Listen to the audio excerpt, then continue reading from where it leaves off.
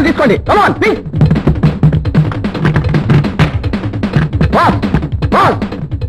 ఏమిట్రా?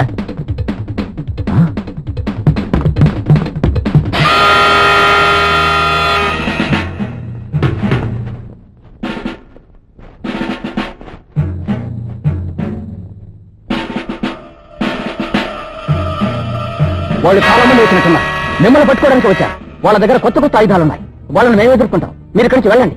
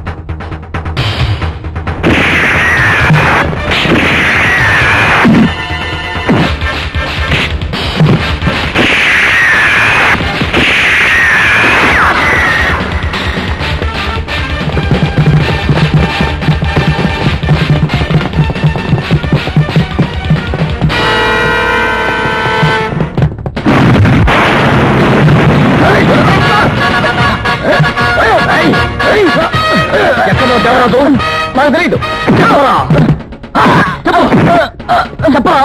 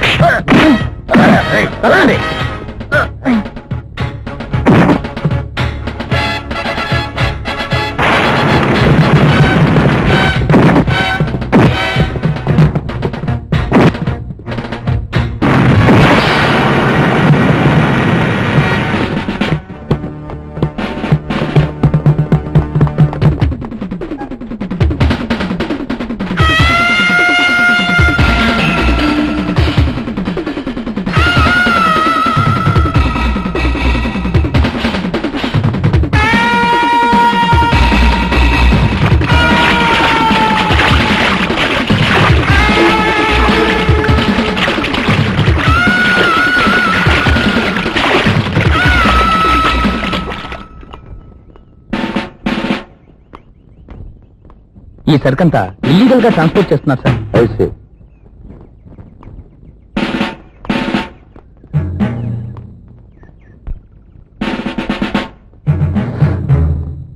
చాలా మంచి శాండిల్వుడ్ లో ఉంది. Yes sir.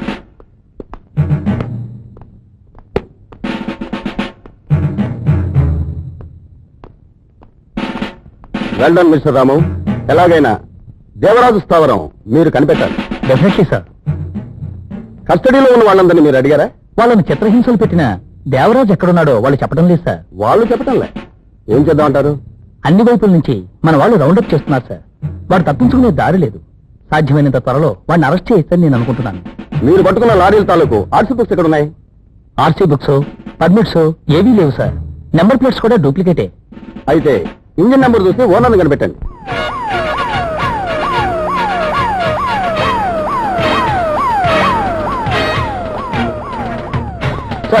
అన్ని చోట్ల వెతకండి. ఏమిటయ్యా, ఏమిటి హడావిడి? అయ్యో, ఎవరు? రామ్మోహన, ఏమిటి పోలీసులు వెంట పెట్టుకొచ్చారు? మీకు తెలీదా? చందనం స్మగ్లింగ్ చేయడానికి ఉపయోగించిన మీ బండి ఇప్పుడు మా కస్టడీలో ఉంది. KLR 1137. ఆ బండి మేము బాడుక్కు ఇచ్చాం. అందులో ఏం తీసుకెళ్లారో నాకేం తెలుసు. నిజం చెప్పటం మంచిది. మీరు దేవరాజు ఏజెంట్ కదూ? ఏమంటున్నారు సార్? మీరు ఏ దేవరాజు గురించి అడుగుతున్నారు? హాజీ గారు, అలా అమాయకుల్లా మాట్లాడకండి. ఆ లారీ మీ సొంత లారీయే. అందులో ఉన్న కలప, చందనపు దుంగలు దేవరాజు మీకు సప్లై చేసినవే. అదే నిజం. చాలా బాగుంది. నన్ను అనుమానిస్తున్నారా? ఎక్కడ దేవరాజు? నిజం చెప్తే నేను మిమ్మల్ని వదిలిపెడతాను. నాకు దేవరాజు తెలియదు, కలప తెలియదు, చందనము తెలియదు. సార్, గవర్నమెంట్ సీల్ లేని కలపలేదు సార్. అలా చెప్పవయ్యా వీరికి. ఇప్పుడు మీకు తెలిసిందా నేను స్మగ్లింగ్ బిజినెస్ చేసేవాడిని కాదని? తెలిసింది.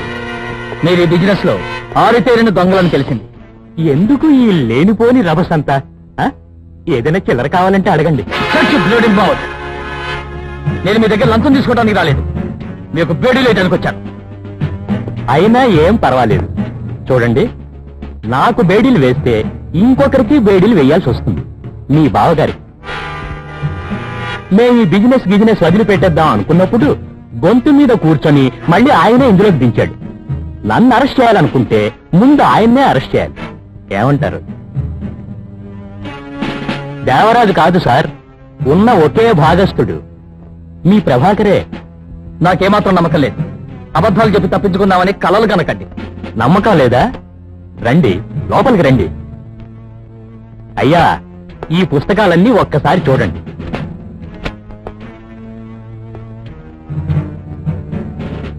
కేరళ ఎక్స్పోర్ట్స్ కంపెనీకి ఇచ్చిన చెక్కులు. ఎందుకో తెలుసా?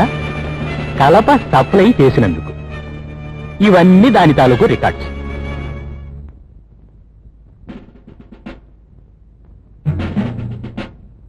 You are under arrest.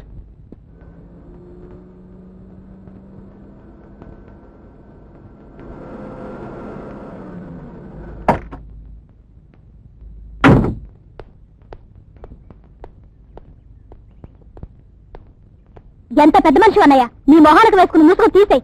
ఇక దాంతో అవసరం లేదు. ఇంట్లో వాళ్ళని ఊళ్ళో వాళ్ళని నమ్మించి ప్రజానాయకుల్లో నాటకం ఆడుతున్నావా? నువ్వు చేసే నిర్వాహకం అంతా బయటపడదనుకున్నావా? నువ్వేం మాట్లాడద్దు. ఇప్పుడు అరెస్ట్ వారెంట్ వచ్చింది. ఇంట్లోకి వచ్చి చూడు.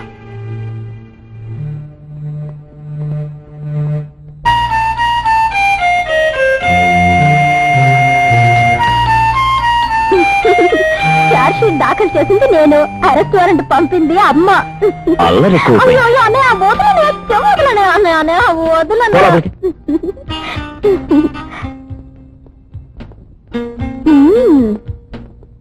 ఊరేగింపులతో ఊరందరినీ హడలుగొట్టిన నాయకురాలు ధైర్యం ఇప్పుడు ఏమైంది? ఎందుకమ్మా అంత సిగ్గు? ఏమిటమ్మా ఇది? నీ ఉద్దేశం ఏమిటో చెప్పు. వదినికి అన్నయ్యకి బ్లడ్ ప్రెషర్ ఎక్కువ అవుతోంది. నాకు ఈ సంబంధం ఇష్టం లేదని చెప్పినా నువ్వు ఈ అమ్మాయిని చేసుకుంటావా? ఈ సంబంధం అమ్మకి ఇష్టం లేదని చెప్తే నేను... విన్నావా అమ్మా? నాకు ఇష్టం లేదని చెప్తే వాడిని పెళ్లి చేసుకోవటా? కాదమ్మా, నా ఉద్దేశం ఏంటంటే... చూసావా వాడి దొంగలైనాడు.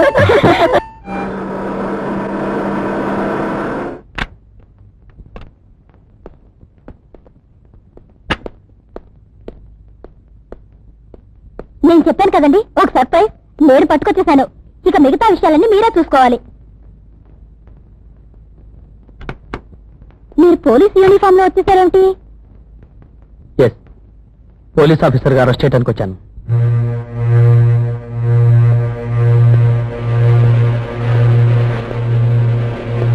సిచ్యువేషన్ చాలా డెలికేట్ అవటం వల్ల నేను పోలీస్ ఫోర్స్ తీసుకురాలేదు.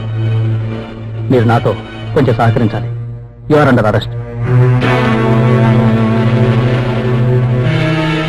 తమాషా కంటున్నారా? మీరు నిజంగా అంటున్నారా? Yes, I'm serious. దేవరాజును పట్టుకోవడానికి నేను చేస్తున్న ప్రయత్నాల్లో నాకు ఇన్ఫర్మేషన్ వచ్చింది. మరో దేవరాజు ఉన్నాడని. రెండో వ్యక్తి ప్రభాకర్. ప్రభాకర్ గురించి ఇంకొక మాట మాట్లాడతాం. కాదని వారిని చెప్పమనండి. మాట్లాడనయ్యా. కొన్నాళ్ళ నుంచి నాకు అనుమానంగా ఉంది. దేవరాజుని సంఘద్రోహి పేరు వాడుకుంటూ ఎవరో అడవి సంపదను దోచుకుంటున్నారని తెలిసింది. హాజీ గారి లారీ పట్టుకున్నప్పుడు నా అనుమానం తీరింది. మొదట్లో ఈ విషయం నేను కూడా నమ్మలేకపోయాను. ఏమిటి ప్రభు నేను వింటున్నది? చెప్పదలుచుకున్నదంతా చెప్పని అమ్మా. దేవరాజు కంటే చాలా ప్రమాదకరమైన అడవి దొంగ మీ గారాల బిడ్డ. చందనపు దొంగలను అక్రమ రవాణా చేయటం వల్లే ఈ బంగ్లా, ఆఫీస్, కారు ఈ భోగభాగ్యాలన్నీ సమకూరినాయి. నా దగ్గర ఎన్నో ఆధారాలున్నాయి. ఏమిట్రా నువ్వు సమాధానం చెప్పవే? అవన్నీ అబద్ధాలని చెప్పరా? అది అబద్ధం అని చెప్పలేనమ్మా. ఏమండి, ఇంతకాలం నా దగ్గర గోముఖ వ్యాఘ్రంలా నటించారు కదూ. మీరు కావాలని నన్ను వంచారు కదూ. నిన్ను మాత్రమే కాదు, ఈ లోకాన్నే వంచాను, నన్ను వంచుకున్నాను.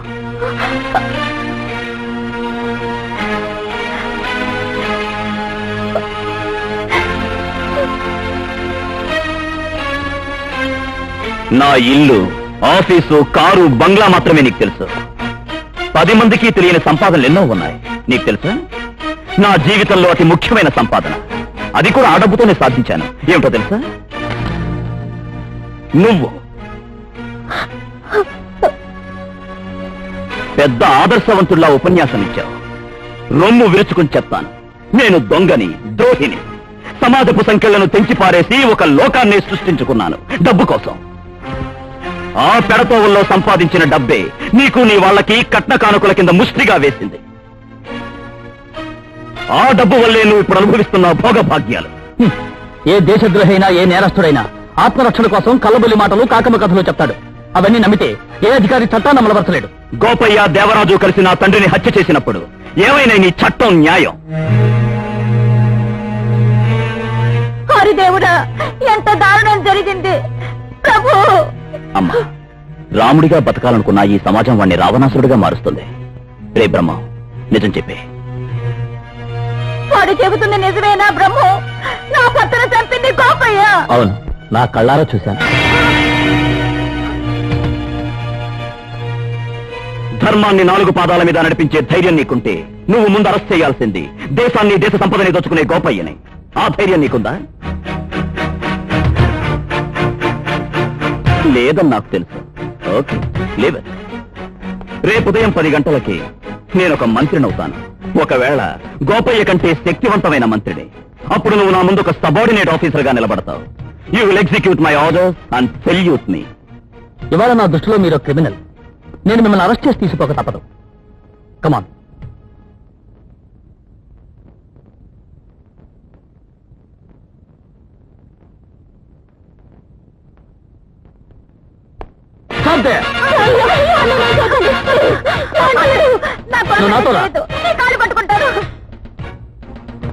నువ్వు బాధపడకమ్మా. వీడు నా నీడను కూడా తాకలేడు. వీడి తల్లో జేజమ్మైన సింహంతో చెలగాట్లాడకు. నువ్వింటికి పో.